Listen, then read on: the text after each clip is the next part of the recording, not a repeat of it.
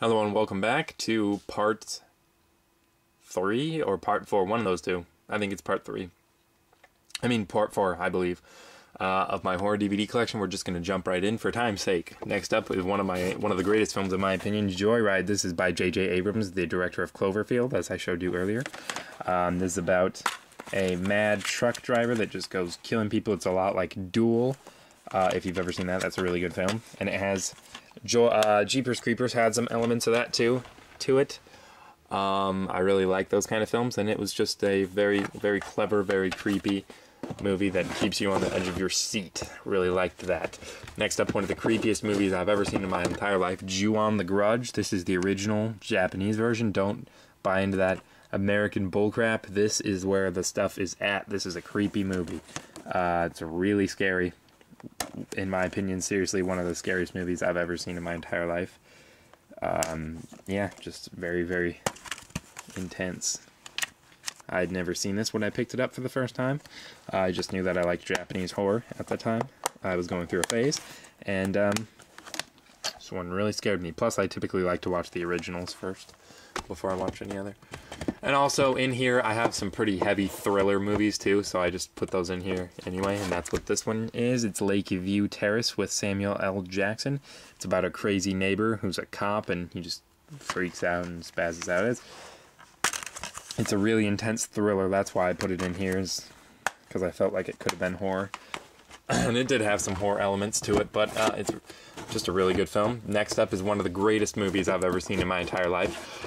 This movie, I just went out and saw the trailer and went out and bought the movie. It's called Machine Girl. I replaced the case with a white case because I thought it fit better.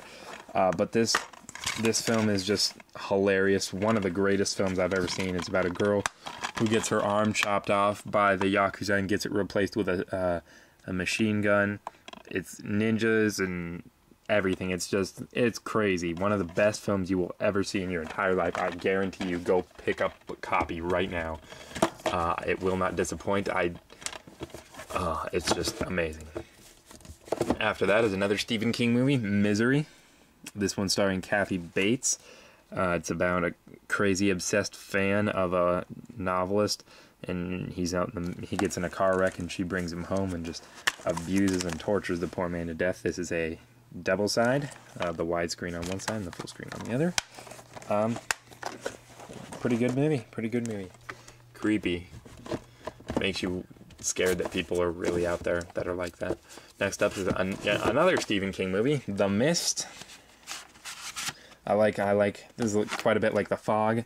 Stuff rolls in with the mist or the fog, and this time it's creatures. Oh, sorry, double lunch there. This time it's creatures, and they're yeah, you can see one right there on the car. But anyway, I watched this quite a while ago. It's probably one of the first ones I saw too. One of the first horror movies. Comes with a booklet of artwork, and the reason I watched it is because it had Thomas Jane from The Punisher in it, and at the time I really loved The Punisher, the movie, so I figured why not watch this, because I really liked Thomas Jane. There we go. Next up is a really creepy movie. The first time I saw it, I had some trouble sleeping. The Mothman Prophecies is a creepy movie just because if you really think about it, it really plays with your head. It's a 2-disc. It's about a being that appears to certain people when disasters are about to happen. It's a pretty good movie. Next up here, I have The Orphan. This is a newer movie about an orphan, that there's something wrong with the orphan, and this movie also has some pretty sexual stuff in it, so I wouldn't suggest it for just anybody, but it's pretty twisted. The plot twist, I knew before I watched this movie, and I thought it was pretty stupid. That's why I watched it, is because I thought it would be funny, but this is a really serious, dark, gritty movie, and I would seriously suggest watching it. Just think about the plot twist afterwards, and just when they do it very well, so it doesn't seem stupid, but it's really good. I really like that movie. Next up is the 2-disc of The Others, back when they had the fat casing for 2 discs. Oh, pardon me. And there's Nicole Kidman, and it's a lot like The Sixth Sense. I'm not even gonna lie, but I really like this one too. I thought they did a good job with this film. I thought it was was an interesting plot twist, and I didn't expect it. Pretty good movie. Next up is Pan's Labyrinth, Guillermo del Toro, first movie of his I ever saw. The reason I really love this movie is it has Pale Man in it. He's this blind guy sitting in this dining hall, and he tries to eat the girl, and it's a pretty good movie. It's a really fairy tale, a really dark fairy tale. So, it's in Spanish too. I'd suggest picking up a copy of that. It's a really good movie. Next up, The Predator Extreme Super Boxed Edition, whatever. Arnold Schwarzenegger, whom I just love. This was probably the first horror movie I'd ever seen. I watched it with my dad when I was a kid, and didn't really scare me at all. But I loved Arnold Schwarzenegger, and I liked Aliens as a kid. You know. Sorry, hang on. Trying to get this thing back. There we go. I liked Aliens as a kid, so I thought Arnold Schwarzenegger, Aliens, guns, you know, cool beans. And then I watched it again later because I wanted to see Alien vs. Predator, and I really liked it. And I still do really like it. It's a really good film. Next up, I have the remake of The Prom Night. People bash this movie a lot. I thought it was pretty good still, though, for what it was. This is the theatrical cut because there's 1 minute difference between this and the director's cut. I still really like this movie, even though it's nothing like the original. I think if you took this and the original and just titled them differently, I think people would like this one a lot more. It's a lot better it's not better than the original, but it's a pretty good film. Next up, I have the original Prom Night and a Ghoulies 4 double feature. I haven't seen Ghoulies 4, don't really intend on it, but Prom Night's good, with Jamie Lee Curtis. Like I said, it's really nothing like the remake, but overall, I think they are both good films. This one felt a little more independent release, whereas the other one felt a little more, you know, mainstream. Yeah, good stuff though.